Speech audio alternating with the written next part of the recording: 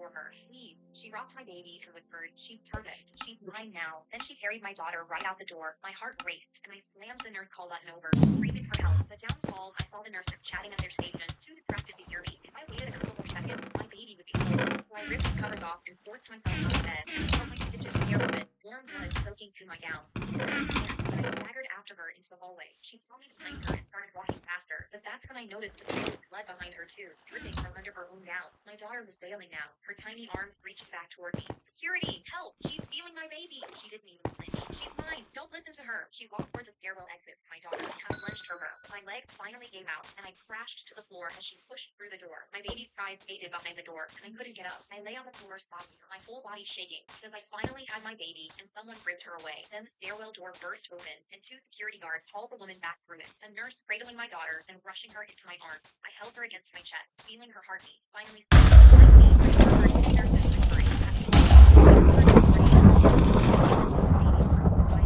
my heart cracked open. We walked the exact same road, except mine finally ended with a baby in my arms. After giving birth, Gary and her newborn daughter. Gosh.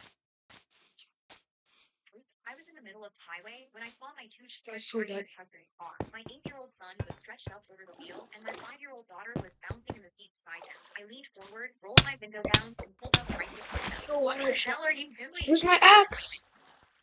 Oh my gosh. My babies were doing 40 in live traffic, and I had no idea how to get them off this road alive. My entire body was shaking. Pull over right now! My son gave me a thumbs up and moved the next exit. On the road, I pointed at the Wendy's lot and screamed. So my son nodded and flipped his turn signal on. 3 perfect blinks. The car lurched across the lane, hopped the curb, and I watched helplessly as it crawled across 2 parking spots and stopped. I threw my car in park and ran. I ripped the driver's door open, and both kids were laughing. My daughter pointed at me.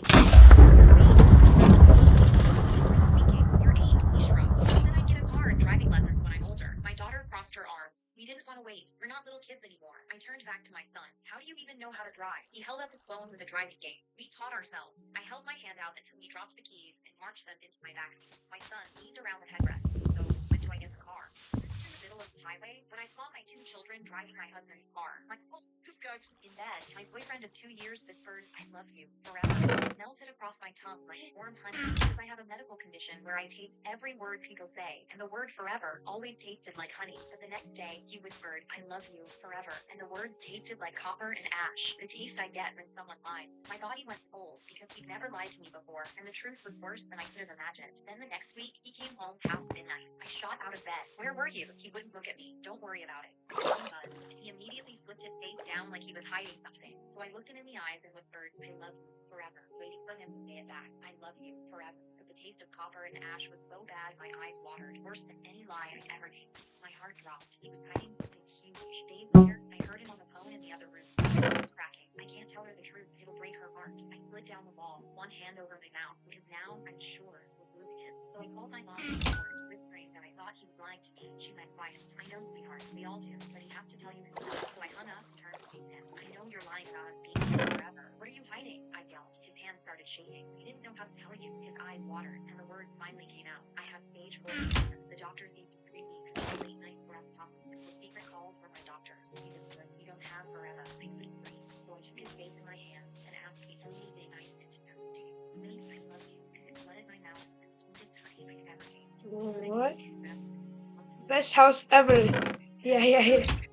Whispered, I love you, forever. And it melted across my tongue like warm honey because I have a medical condition where I taste every word people say, and the word forever always tasted like honey. But the next day, he whispered, Oh my gosh. words tasted like copper and ash, the taste I get when someone lies. My body went cold because he'd never lied to me before, and the truth was worse than I could have imagined. And the next week, Kind of easy. don't worry about it. His phone buzzed, and he immediately threw me. I won! Yeah!